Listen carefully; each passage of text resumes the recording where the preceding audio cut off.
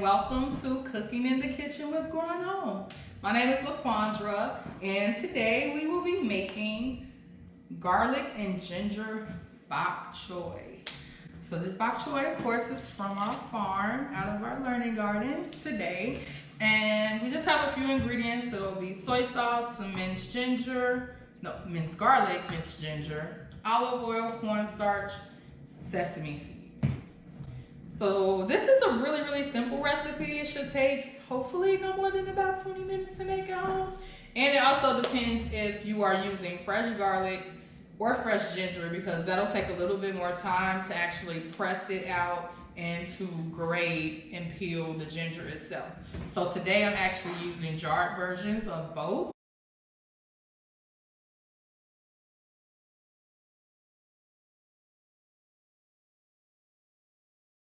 Hi guys, this is Sarah, the dietitian from Heartland Alliance Health, and today we are talking about bok choy. So what is bok choy? So bok choy is a sort of cabbage. It's a Chinese cabbage, and it typically grows in southern China and other parts of Southeast Asia. So the vegetable is very nutrient dense. It has a lot of vitamin A, vitamin C, and vitamin K, like a lot of our other green vegetables. And it also is a good source of folate, vitamin B6, and calcium. So another thing that bok choy contains is something called a glucosinolate.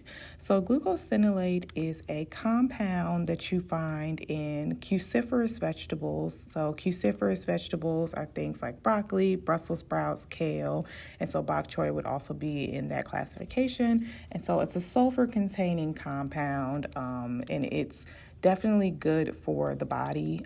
It helps with, like the other compounds we've mentioned before, the prevention of cancer. So if you have it in small doses, it's definitely helpful for that. With this recipe, it also contains garlic. And so in the last episode, we talked about garlic having those prebiotics and probiotics. So same deal here. You're still getting those same benefits with consuming the garlic. So that is everything on bok choy. I hope you guys enjoy this recipe and that you're able to learn some of the benefits today. Thank you. And we're going to get started. So first we have to heat up our heating pan. We're going to add a few of our ingredients, but I'm going to start with slicing our bok choy first. So you're going to leave it kind of whole, and we're just gonna slice this lengthwise the long way and try to keep as much of it intact as possible. But if it falls apart, it's still fine. Even if you want to just chop it all up, you can do that as well. So I'm going to attempt to actually slice it and leave it intact. So we're going to start. I'm going to remove the bottom portion, like the little stalk or the little root portion. Cut that right off. I'm going to attempt to slice it in some sort of even pieces, not too thick.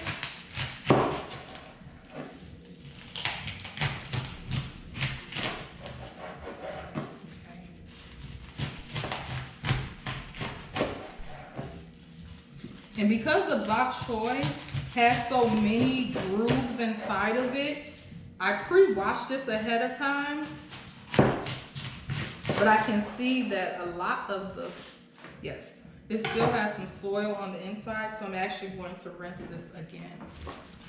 And of course, I'm going to re-rinse this again in cold water.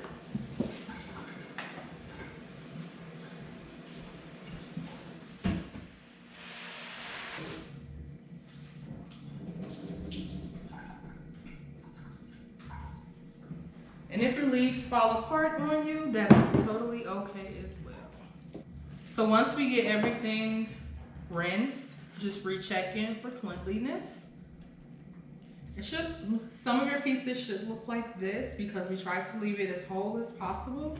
And we're probably gonna lie these in the pan first and start steaming those larger, thicker portions that are still connected first. Yeah, these are a lot of my leaves left. So I'm gonna go ahead and get my saucepan going together. So it also says that you should add your garlic, your olive oil, and your ginger inside of the pan and get that nice and hot. Let me get that going. So you need a teaspoon of ginger. I may just add a little bit more though, because I kind of like the flavor that ginger gives off. So, you know, I'm always breaking all of the measurement rules. And it's totally up to you. Each recipe that we make, you can season to taste. So I'm always using crushed red pepper and things like that. So whatever, pretty much like I always said, rocks your palate, or whatever seasonings that you feel that you are familiar with and that you like, you can add those in as well.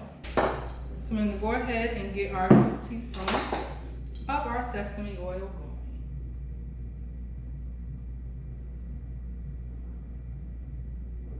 That's 1. There's our second one.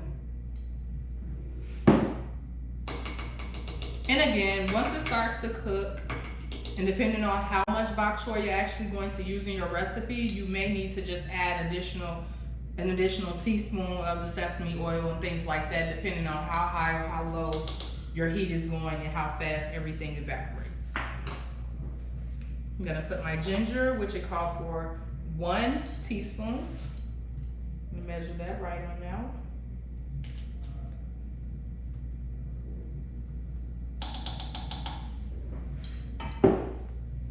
And it says 2 cloves, 2 garlic cloves.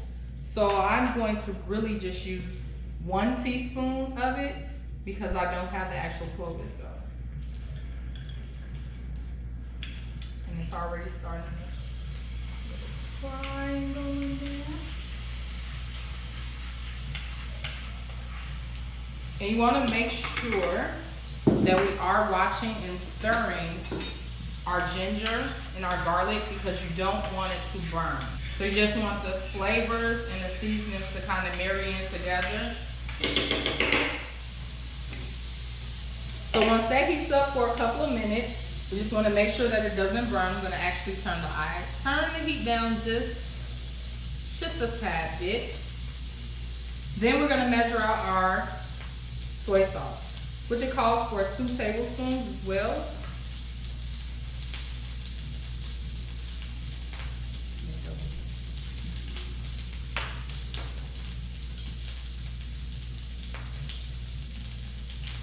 And it's already starting to pop.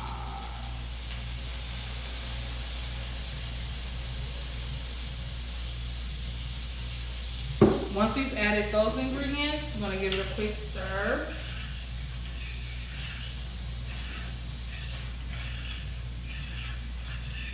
Because again, we don't want our garlic or our ginger to stick to the bottom of our pan or start to scorch or burn.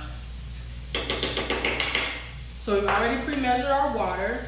So we're basically going to just take our bok choy and kind of just lie it inside or on top of everything that we put all of the seasonings inside already.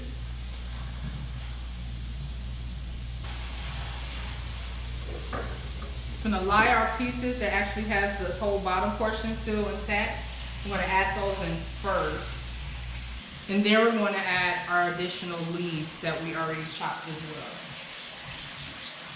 And once you get them all in, you can add your water. But of course, we'll toss and turn this around in our skillet or in our saucepan to make sure that everything gets coated with all of the seasonings that we have inside. So I have my 4th cup of water. I'm gonna go ahead and add that inside.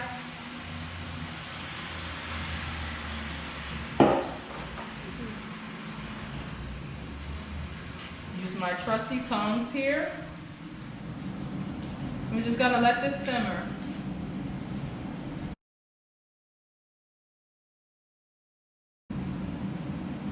So I'm going to turn mine down a little bit lower just because I don't want anything to start sticking.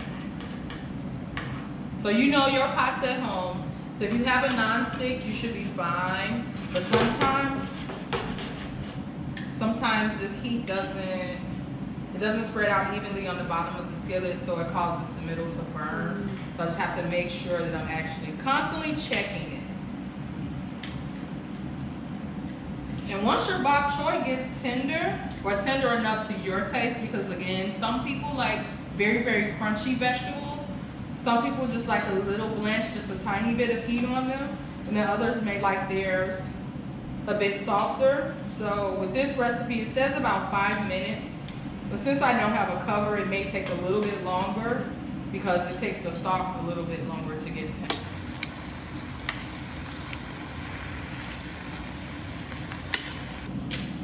And like I said, this is a really, really simple recipe, and especially if you have everything prepped already ahead of time, you just put all your ingredients inside and put a cover on it, walk away.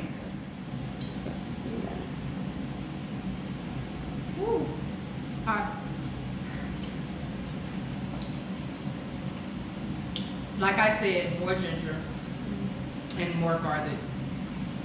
Right now the flavors are really, really mild.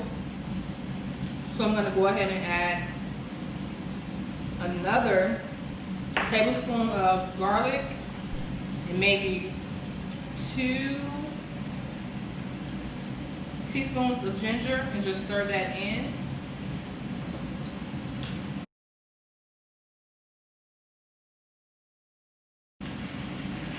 And in addition to this, once it finishes sauteing down, you just garnish it with your sesame seeds and you're actually ready to plate and serve. So thank you all for tuning in this week with Cooking in the Kitchen with Growing Home, and I am LaQuandra, and we have made garlic and ginger bok choy. I hope you enjoy. Bye.